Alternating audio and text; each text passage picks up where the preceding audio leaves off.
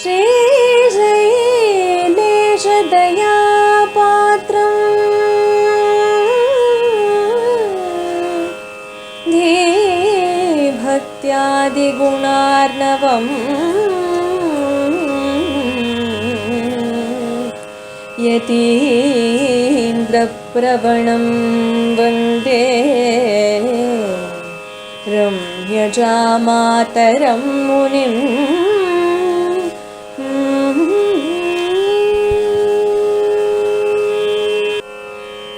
முன்னம் திருவாய்மொழிப்பிள்ளை தாமுபதேசித்த தன்னின் படியை தனவாத சொல் மணவாளமுனி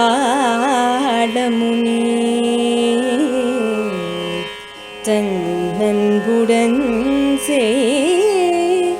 உபதேசரத்தின மாலை தன்னை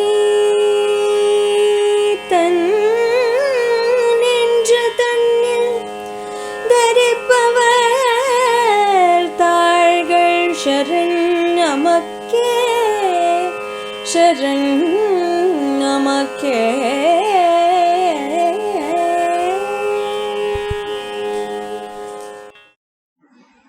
ஸ்ரீமதே ராமானுஜாய நமஹ. ஸ்ரீமத் வரவரமுனையே நமஹ. ஆழ்வார் எம்பெருமானார் ஜீயர் திருவடிகளே சரணம். உபதேசரத்தின மாலையிலே நாம் அவதாரிகையை இதுவரை அனுபவித்து இருக்கிறோம். அதற்கு பிறகு நாம் முதல் பாசுரம் தொடக்கமாக அனுபவிக்க வேணும். முன்பாக இந்த உபதேசரத்தின மாலைக்கு அற்புதமானதொரு தனியன் அமைந்திருக்கிறது. கோயில் கந்தாடை அண்ணன் என்னும்படியான சுவாமி அருளி செய்திருக்கிற அற்புதமான தனியன். முன்னந்திருவாய்மொழி பிள்ளை தாமுபதேசித்த நேர்தன்னின் படியை தனவாத சொல் மணவாளமுனி தன்னன்புடன் செய் உபதேச ரத்தினமால தன்னை தன்னெஞ்சு தன்னில் தரிப்பவர் தாள்கள் சரண் நமக்கே என்பது இந்த தனியன். முன்னந்திருவாய்மொழி பிள்ளை என்னால் பூர்வத்திலே முன்னமாக திருவாய்மொழி பிள்ளையானவர் தான் உபதேசிக்கிறார் மணவாள மாமுனிகளுக்கு.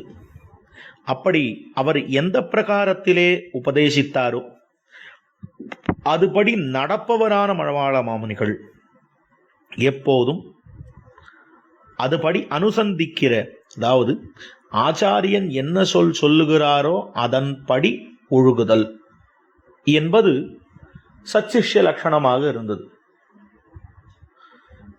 ஆச்சாரியனுடைய வார்த்தையை 10 செய்வது, அவர் சொன்ன வழி நடப்பது என்பதுதான் ஒரு சிஷ்யனுடைய கடமை.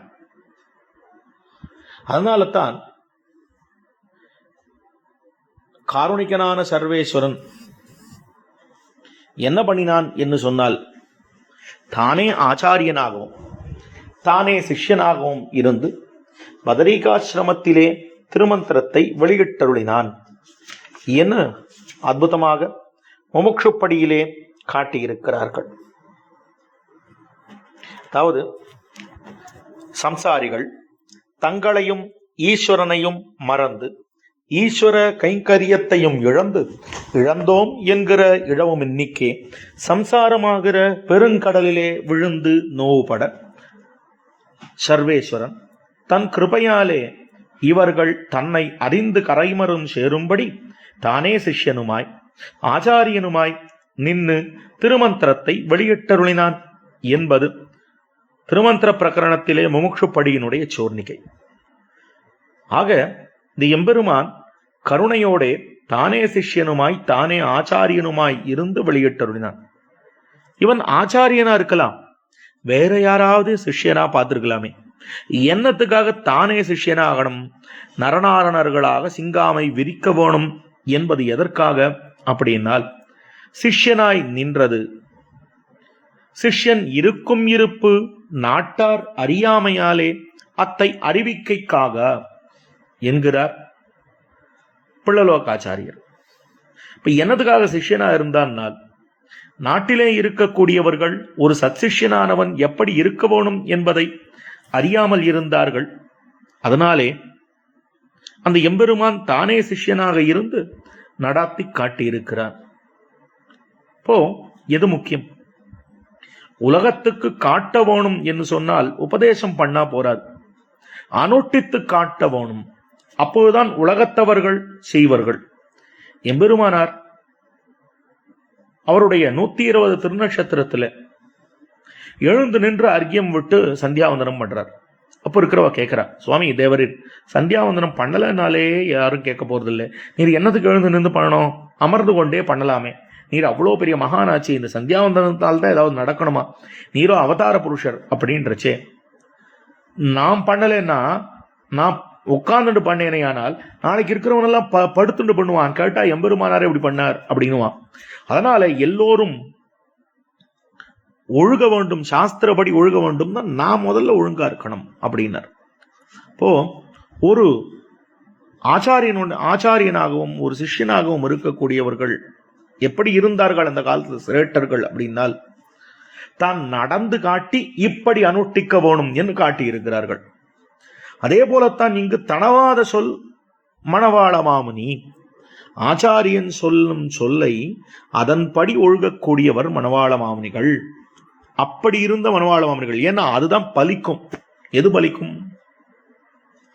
சொன்னத தத்வித்தி பிரணிபாதேன பரிப்பிரஷ்னேன சேவையா உபதேக்ஷந்தி தே ஞானம் ஞானின தத்துவதர்சினா.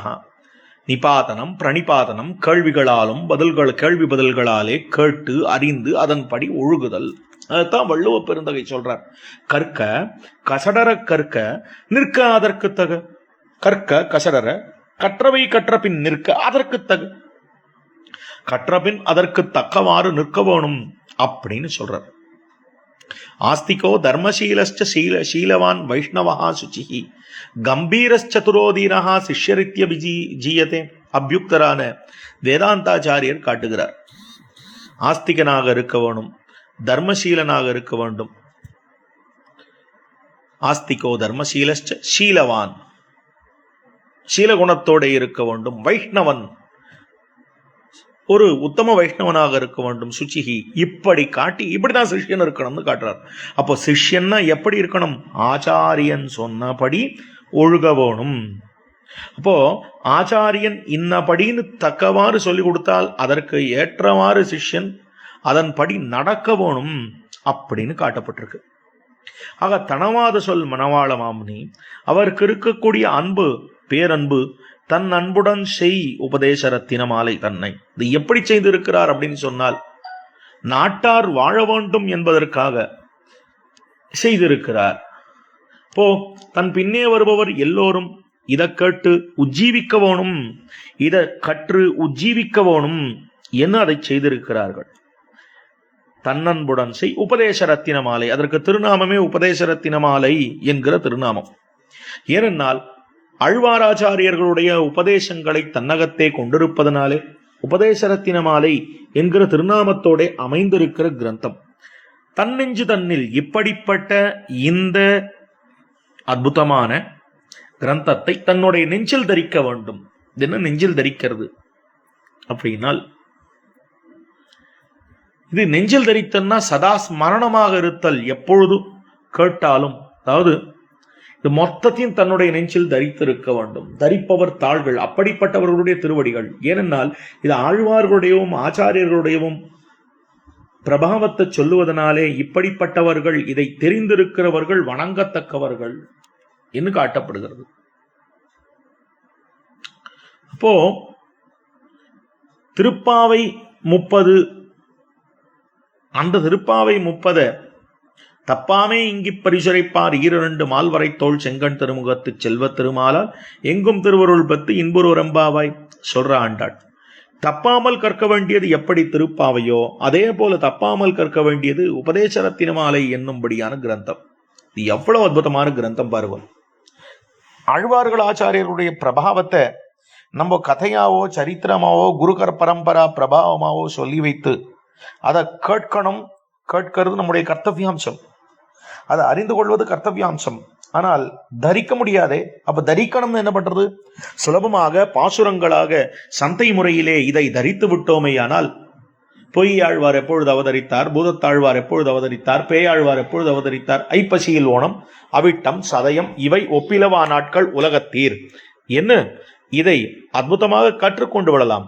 ரொம்ப சுலபமா சொல்லலாம், யோசிக்க வேண்டிய அவசியம் இல்லை. அப்போ இது எப்படி பண்ணிட்டார் அப்படின்னால், எல்லாருக்கும் ஸ்ரீ வைஷ்ணவ சித்தாந்தத்தை ஓரளவுக்கு தன்னுடைய மனசுல தரிக்கணும்னா உபதேச ரத்தின மாலையை தெரிஞ்சுனுட்டா போறோம்.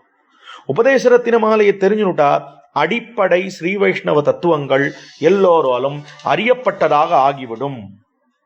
ஆகையாலே இதை நாம் தரித்திருப்போம், இதனுடைய அர்த்தங்களை கேட்டு மகிழ்வோம் என்று சொல்லி அமைகிறேன்.